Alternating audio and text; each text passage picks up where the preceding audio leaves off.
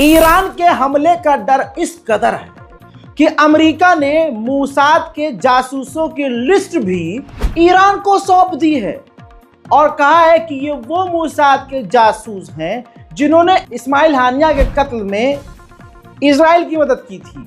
तो आपको जो करना है इनका कीजिए, इजराइल पर हमला ना कीजिए। सुनने में ये बहुत छोटी खबर है, लेकिन सोच के देखिए, इजराइल के लिए जो काम करने वाले मोसाद के एजेंट हैं, मौका पड़ने पर ये उनके भी नहीं होते। और डर इतना है, लुप इतनी हो रही है इजराइल अमेरिका की कि पूरी लिस्ट सौंप दी है कि भाई साहब आप ये लो लिस्ट, इनका जो करना है करो, लेकिन इजराइल पर हमला ना करो। उधर मेरे दोस्तों, इजराइल ने भी अपनी हरकतें तेज कर दी हैं। अज़रबैजान पहले से ही ईरान से चिढ़ता है। यह बात आपको मैं बहुत पहले इंटरनेशनल रिपोर्ट्स और मिडिल ईस्ट स्पेशल रिपोर्ट में बताता आया हूँ। अब सुनिए, ईरान आर्मीनिया के क्लोज क्यों है। लोग कहते हैं कि यार आर्मीनिया तो गैर मुस्लिम है, ईरान उसके क्लोज है, अज़रबैजान के। अरे अज़रबैजान तो खुद गद्दारी करता है। अज़रबैजान के अंदर इजराइल का बेस मौजूद है। सुनो आगे। उसी अज़रबैजान में तस्वीर आपके सामने है, रिपोर्ट देख लीजिए। उसी अज़रबैजान में इजराइल के भारी भरकम जहाज हथियार लाद कर पहुंचे हैं। और अब बताइए तुर्की खामोश क्यों है? क्योंकि तुर्की के करीब तो खुद अज़रबैजान है। तुर्की को तुरंत अज़रबैजान को कहना चाहिए कि अपनी ज़मीन का इस्तेमाल ईरान के खिलाफ मत होने देना। ऐसे नहीं कहता हूं कि पूरी दुनिया में वाहिद अकेला ईरान अकेला है, और उस पर भी अगर हम सच बोल देते हैं, मैं कुछ बता देता हूं ईरान के सपोर्ट में आके कि यार ईरान के साथ गलत हो रहा है, तो लोग कहते हैं यार तुम तो ईरान को किसी मोहम्मद बिन सलमान से ही हो जाए। कोई एक अरब देश स्टैंड ले ले, पूरा समर्थन मेरा मिलेगा उन्हें, लेकिन ईरान के आगे कोई ईरान जैसा है भी नहीं। अब सोचिए, इजराइल के लिए एक सेटलमेंट मिनिस्टर भी है। इजराइल की सरकार में फिलिस्तीनियों को घरों और मकानों पर कब्जा करने के लिए पूरे एक कमेटी, और उस कमेटी की महिला हेड ने कहा है कि गाजा के अंदर हमने कुछ गलत नहीं किया है। आने वाले 1 साल में गजा के अंदर वहां यहूदियों की कॉलोनी तक होगी। सुनिए। Is to bring hundreds of families to establish new settlements in Gaza. What will be the future of the Gaza people? The Hamas will be killed. People who want to live normally, we will enable them to go to other countries. We know that in all wars, unfortunately, people suffer and they are refugees. Now, we haven't started this war, and we don't have to apologize for anything. We didn't make the Gaza people refugees, and we didn't make them suffer. They brought this catastrophe on their head.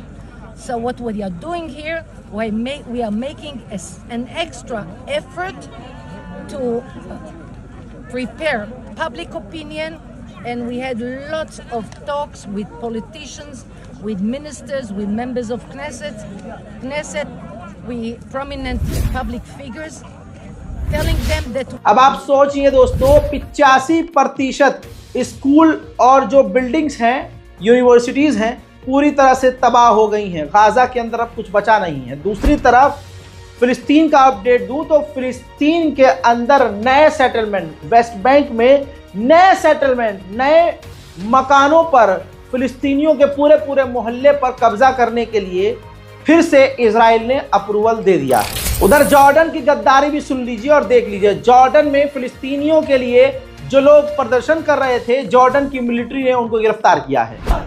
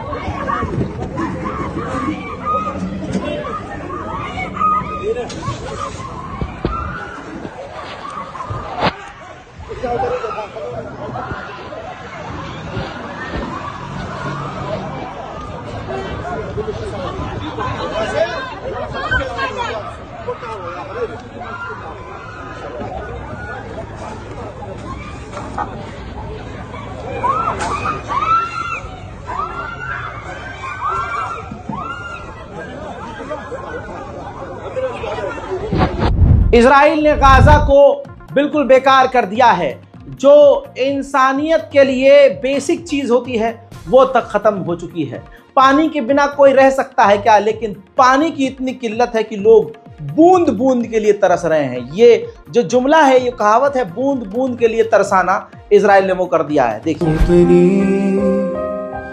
अल जलाल वल जमाल वस्सनाह वल बहा फी रुबा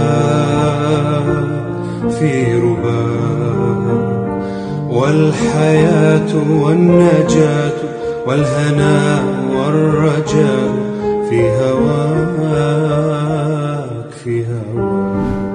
हजरात, आप ये समझ लीजिए कि Israel ने गाजा के अंदर जो मदद आ रही थी UNRWA के जरिए, उनको रोका हुआ है, जिसकी वजह से 1000 बच्चे, बूढ़े, महिलाएं भूख से और मदद के इंतजार में मारे गए हैं।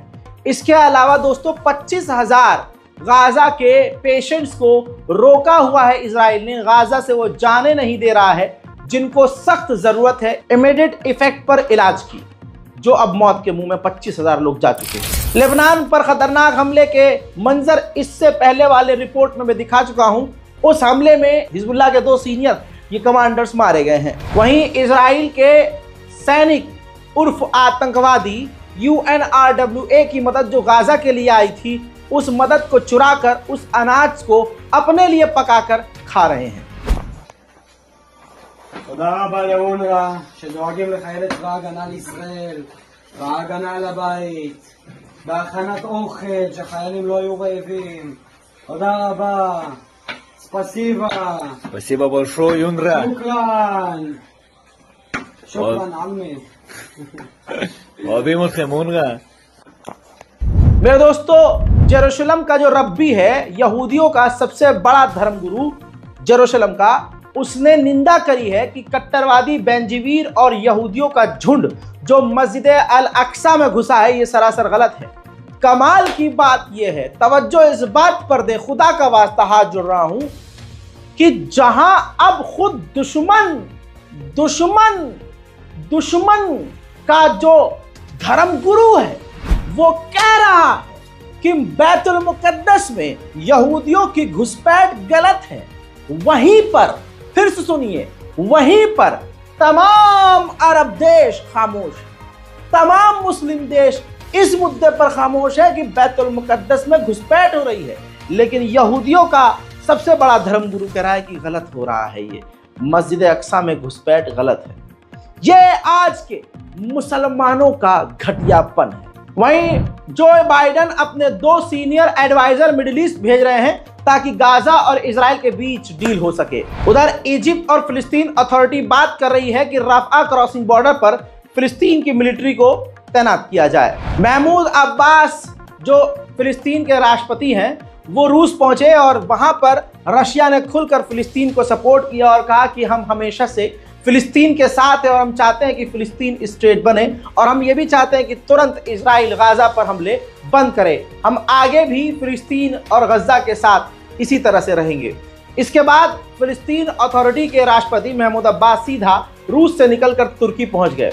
तुर्की जब वो पहुंचे तो उनका जमकर स्वागत किया गया। रजब तैयब एर्दोगान ने उनका स्वागत किया, उनसे खुद गले मिले, उनका खुद स्वागत किया और कहा कि इस बुरे समय में हम फिलिस्तीन के साथ खड़े हैं। वहीं बड़ी बात यह है कि आज ही कल में महमूद अब्बास फिलिस्तीन के राष्ट्रपति तुर्की की पार्लियामेंट को संबोधित करेंगे। गाजा और फिलिस्तीन की मदद के लिए इस बारकोड का इस्तेमाल कीजिए। अपनी दुआओं में गाजा और फिलिस्तीन को याद रखिए।